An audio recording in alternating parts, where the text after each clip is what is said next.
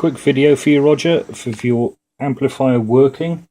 What I changed some parts around the control potentiometer there for the AVC. There I changed the entire power supply part. Rewired everything around the 6L6 valves, put a new power switch in, replaced the volume control and put in the correct bass compensation parts. On this side, replaced the grid leak resistor, the load resistor for the 6L6 supply, loaded in that shield because that was causing squealing. Crikey. Reflowed a lot of the joints on the original chassis there. You can see the two new multi-section filter capacitors I put in. But yeah, we'll check it out now. We'll just select some Ruth Brown for you.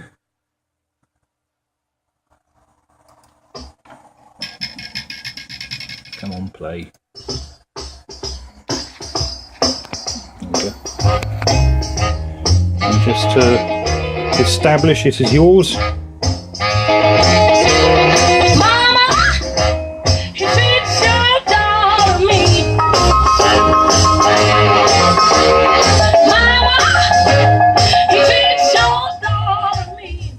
Crystal clear sound.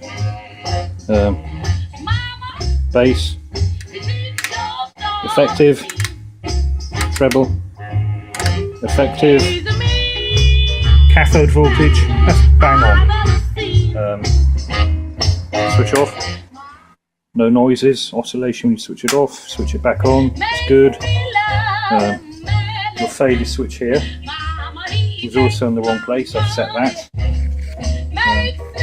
I hope you're happy. I put a little date on it there for you. I'll send you a link to this so you can have a look on YouTube if you're bored for a bit. It is a 534 I'm working on, power supply. And there's crap in here. But yep, HoneyJukes PCB, as you know, which you kindly bought from us. All your valves tested good, so no problem there. Yeah, I hope it provides many years of service for you, Roger, and thank you for your custom.